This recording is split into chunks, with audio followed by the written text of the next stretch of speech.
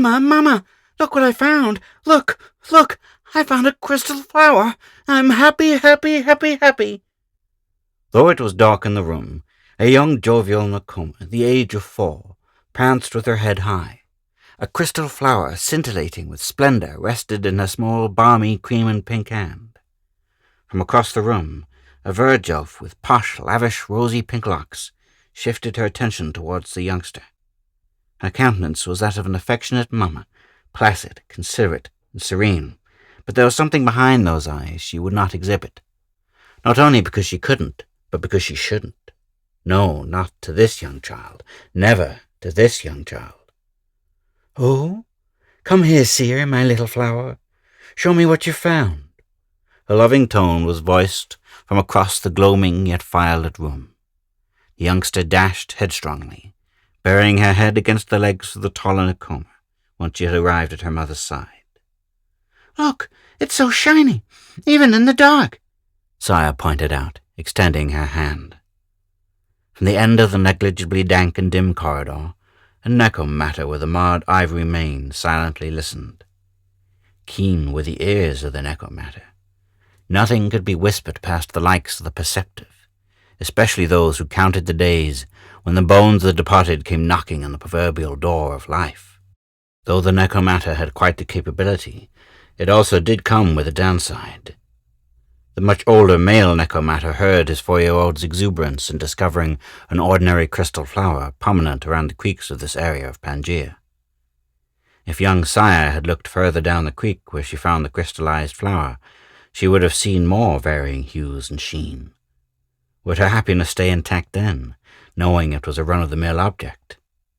Asaleo brought somber orbs down to the shadowed floor. He wouldn't dare take his daughter's joy, for he knew, sooner or later, they'd come, and that happiness would be gone. The owner of both Asaleo and his lover wouldn't just knock on the door, but bring it off its hinges. The take as they knew how. The privileged always did live life in lavishes created by the unfortunate. The festive tunes of his daughter were enough for Asaleo to keep the unseen fight, while keeping her hidden for as long as possible during these times. Yet with these keen ears, he wouldn't only listen to the graceful and serene. He'd be tortured with the knowledge of grotesque deformation, and knowing every time they were to be retrieved for work. Asaleo would close his eyes, listening carefully to the outside of the room, taking in the world he and his lover could not partake in without permission. Asaleo's white mane bounced as he took to pacing about the room.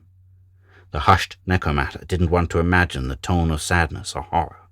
He didn't want to dwell on the grim any further, but it was as though it was inviting him to the pause. He turned to his loving family, and a slight smile confounded his standard stony features. "Keep her face to the sunshine, and you cannot see a shadow," he always told Saya since she was born. He advised that he wanted her to keep close to her heart, taking his advice to calm his blemished heart and emotions. Anemone turned to look at her lover. Gems for eyes glued into his features, scanning and correctly reading what he conveyed. He no longer sported the soft smile. Instead, he had a dour expression. Saya, preoccupied with waving the crystallized flower here and there, couldn't see the bearings of her father, and the two parents knew it. After all, she was young, unable to manifest mana, let alone utilize the Verge Elf's advanced arts. It also helped the room was far too dark for her to adjust her nekomatter, striking pools of blue. From the other side, Anemone acknowledged the father's anxiety beginning to boil over. Unlike him, she could not hear the outside world. What she lacked in ability, she made up with her grace. The two had their differentiating specialties due to what they were. The mother turned Saya away from the imagery of her father treading, bringing the crystallized flower to Saya's attention instead. Now she had to distract her hearing as well, and she knew just the trick. "Oh, wow! It's so beautiful. Where have you found such an outstanding flower?" "Hey, I found it coming here. Auntie Cinna said I could look around the water for a present for Mama. I thought the flower was cute. Mama, can I keep it? Saya queried, soft, innocent, shining eyes adding to her plead. Anemone giggled, breaking out a smile as well. I thought it was a present for me. Ha ha. You necromatter sure love your shiny things, huh? Anemone's words manifested an endearing, minute pout from the young sire. Yeah, of course you can, sweetie. Want to know who the flower reminds me of most? Who, Mama? Is it Auntie Cinna? Me, too. I like Auntie Cinna's ears. They are floppy. Saya locked under her mother's features, unable to break away even if she wanted. Anemone was beyond stunning. She had a round, unblemished face, with almond-shaped orbs and full lips. The verge elves were like thieves regarding their appearance, taking the breath of any that set eyes on them. Saya's glittering orbs came from her mother's, as well as her mother's lovely pink locks. The other traits came from her father, Asaleo. Easy. It reminds me of you, my lovely flower. Saya snuggled her face against her mother's tummy in embarrassment, doing her best to wrap her arms fully around her, and succeeding. For a brief moment, Anemone caught a glimpse of Saya's cheek, and noticed a mark that wasn't there previously. Anemone's face became solemn, as she reminisced all the sacrifices she and Asaleo had to make to keep Saya a secret. But that was all for naught. After transferring to this new royal compound, the cat was out of the bag. Mama, stop! I'm so embarrassed, Saya muffled against her mother. Anemone giggled at the mispronunciation in Saya's words, but she embraced her regardless. The little girl brought a tremendous smile back to Anemone's face. Saya was quite the small bean compared to other children around these parts. This was due partly to being half a verge elf and a necromatter, two of the lightest yet smaller kinds of nekoma. Verge elves were quite the talk around these parts, especially when it came to attaining one as a slave, and it was simple as to why. Verge elves were beauty personified. They are elves, and flower quintessence merged, manifesting an attractive nekoma in both spirit and heart. Their hair can be drastically different from one another, ranging from a deep orange to a polka-dotted mess of patterns, to even the rosy pink Saya herself had. The hair color is one of the many aspects of a verge elf. Like a flower, they too can have a scent capable of soothing the mind. They had beauty and an attractive aroma, and were considered the ideal slave to own. But was it truly the ideal slave to have? The royals that owned the room the trio were within would state otherwise. It was the hybrids that made the ideal slaves. Anemone and Asaleo knew that's exactly how they perceived it. Why else would they have forced them to procreate? They also knew why hybrids made the best slaves, too. Those born posh and luxurious, or looked at hybrids with the utmost distaste. The stigma that came with discrimination flowed throughout Pangaea, and even leaked into normal society in some areas. The world outside of the care of a slave owner was far more dangerous than that of the home they'd been given for more reasons than one. Both parents knew Saya's smile was the best she would have while with them. The memories forged, the bonds they disseminated, they would all be treasured, and hopefully they are wedged deep within her heart forevermore. Asaleo bowed his head, signaling to Anemone. Just as she received the bow, she brought Saya deeper into the room. Saya sat beside the conflagration at the fireplace. Her face was now more perceptible, and the mark on her cheek clearer to the likes of even her father. Asaleo couldn't look at Saya any longer. The fleck on her cheek was a sign of his failure to safeguard her. Time had already run out. The secret was far from hidden.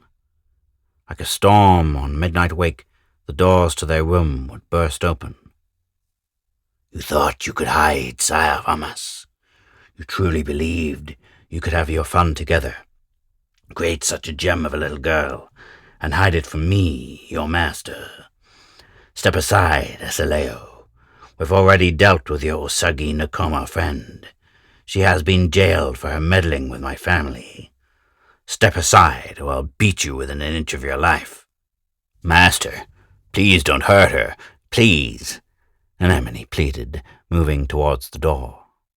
Asaleo's arms were wide, defying eyes locked on the armored and garbed dusk elf. His amethyst skin tone blended well with the dark halls of the regal mansion. But what brought fear down the spines of not only Anemone and Asaleo, but also Saya, were eyes that glared within the room. The shadows parted with the dusk elf's advancement into the room. As swiftly as he entered, he brought the back of his hand against Asaleo's exposed face with heaviness and immense power, bolstering his wave. The force was enough to knock a bear-sen beast a couple of feet back, but Asaleo did not budge. He refused to. The willpower of a father trying to rectify his wrongdoings shined through. You dare stand in the way of your master. Don't forget why you have such a precious little daughter. Don't forget why you have such a wonderful, exquisite lover. Don't you forget who you serve, you disgusting sub-nekomatter. You're not worth looking at. Come here, sire. Anemone glanced at her daughter alongside Asaleo and the dusk elf lord that furthered his advancement after shoving his shoulder deep into the sentry that defied him. The dusk-sen warrior made a complete halt once he too noticed what the other adults had. Saya was drenched in tears. The flower she once cheered about was now on the ground, far closer to the flames than ever before. "Leave Mama and Papa alone," Saya shouted. The dusk elf scoffed at the fight the young hybrid disclosed.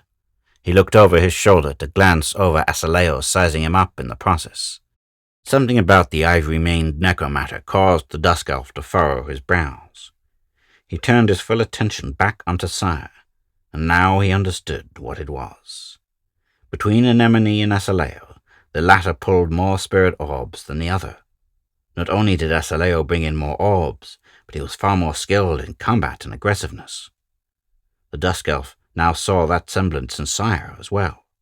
He saw it as clearly as the flower within the crystal lying beside the shivering young hybrid girl.